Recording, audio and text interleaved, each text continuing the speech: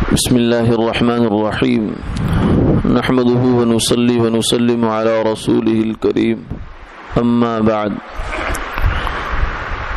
عن أبي أمامة رضي الله تعالى عنه قال قال رسول الله صلى الله عليه وسلم يطبع المؤمن على الخلال كلها إلا الخيانة والكذبة او كما قال علیہ الصلاۃ والسلام۔ حضرت ابو امامہ رضی اللہ تعالی عنہ سے مروی ہے کہ رسول اللہ صلی اللہ علیہ وسلم نے یہ ارشاد فرمایا کہ مسلمان آدمی کی سرشت میں اور فطرت میں ساری ہی چیزیں ہو سکتی ہیں سوائے خیانت کے اور جھوٹ کے۔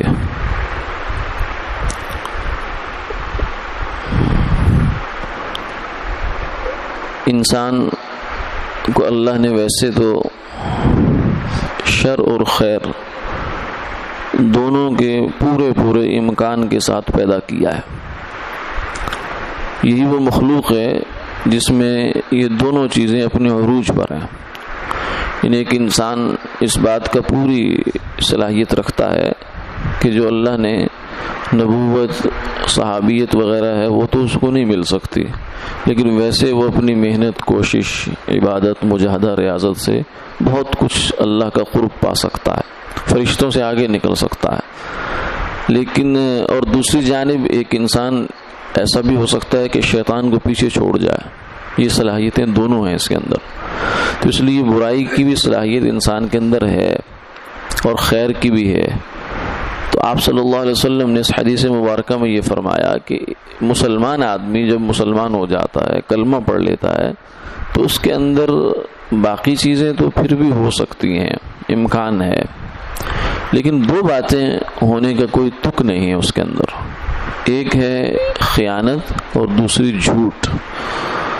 خیانت کیا ہوتی ہے؟ غبن کرنا، سرکاری مال میں کرپشن کر لینا، یہ کسی اور کا ذاتی شخصی چیز رکھی ہے تو اس کے اندر خرد برد کر دینا، یہ ہے خیانت، چاہے وہ اوقات میں ہو یا مال میں ہو یا کسی بات میں ہو، کسی راز میں ہو، یہ سب اس کے اندر شامل ہے۔ اور جھوٹ یہ ہے کہ خلاف واقعہ بات کرنا، چاہے وہ ماضی پہ ہو یا مستقبل میں ہو۔ تاجر ہے، وہ گاہک کو مطمئن کرنے کے لیے قسم کھاتا ہے اور کہتا ہے کہ یہ چیز بالکل ایک نمبر ہے، اوریجنل ہے اور مجھے اتنے میں پڑی ہے، یہ جھوٹ ہے، کیونکہ اصل میں اس کو اتنے میں نہیں پڑی۔ وہ کہتا ہے میری اپنی اتنی خریدی نہیں ہے، تو یہ بھی جھوٹ ہو جاتا ہے۔ تو فرمایا کہ مسلمان آدمی جب مسلمان ہوتا ہے، کلمہ پڑھتا ہے، تو کلمہ پڑھ کے وہ بہت بڑی بات کی تصدیق کرتا ہے، اور وہ کیا ہے؟ لا الہ الا اللہ محمد رسول اللہ، اللہ کے سوا کوئی معبود نہیں، حضور محمد صلی اللہ علیہ وسلم اللہ کے پیغمبر ہیں۔ تو اتنی بڑی بات کی تصدیق، اتنا بڑا سچ بولنے کے بعد اب اس کو یہ قطعاً زیب نہیں دیتا کہ اسی زبان سے پھر جھوٹ بولے اور اسی جو ہے وہ دل سے اور انہی ہاتھوں سے، اسی جسم سے وہ خیانت کرے جس سے وہ اتنی بڑی نیکی کما چکا ہے۔ کلمہ ایمان یہ معمولی بات نہیں ہے، یہ وہ نیکی ہے جو اس کو ہمیشہ ہمیشہ کے لیے جنت میں پہنچائے گی، جہنم سے بچائے گی۔ اس لیے فرمایا مسلمان کے اندر یہ چیزیں ہونے کا کوئی تک نہیں ہے۔ صحابہ نے پوچھا یا رسول اللہ کہ مسلمان آدمی بزدل ہو سکتا ہے؟ فرمایا بالکل ہو سکتا ہے۔ پوچھا بخیل ہو سکتا ہے؟ فرمایا بالکل ہو سکتا ہے۔ فرمایا مسلمان جھوٹا ہو سکتا ہے؟ نہ یہ نہیں ہو سکتا کہ مسلمان ہو اور جھوٹ بولے۔ ہمارے یہاں ہندوستان میں پرانے زمانے کی بات ہے، ایک عرصے تک ہندوؤں میں یہ بات مشہور رہی، جو مقامی آبادی تھی یہاں کی، جب مسلمان نئے نئے آئے تھے، کہ مسلمان ہو اور جھوٹ بولے یہ نہیں ہو سکتا۔ مسلمان تو سراپا سچ کا نام ہے، اس کا اندر باہر ایک جیسا ہوتا ہے۔ وہ دو نمبری کرنا، خیانت کرنا، دغا کرنا، فریب کرنا، دھوکہ کرنا، یہ تو مسلمان کی شان ہی نہیں ہے۔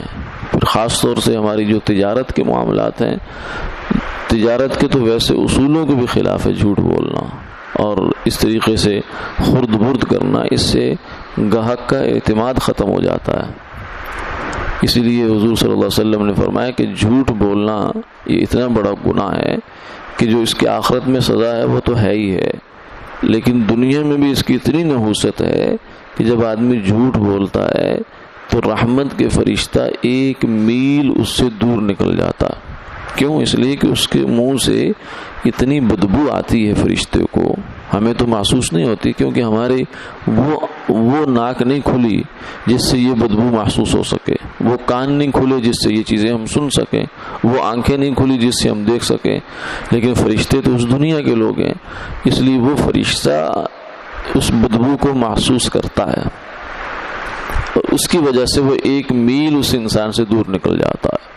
تو آپ اس سے اندازہ لگائیں کہ جھوٹ بول کر انسان اپنی زندگی میں کتنی بے برکتی داخل کرتا ہے، کتنا جو ہے نحوست داخل کر لیتا ہے، اور پھر ہم جو ہے وہ اپنے سے سوال کرتے ہیں، دوسروں سے پوچھتے ہیں کہ ہمارے ساتھ یہ کیا ہو رہا ہے، کسی نے کچھ کیا ہے؟ نہیں، کسی نے نہیں، انسان اپنے ساتھ کچھ خود ہی کرتا ہے۔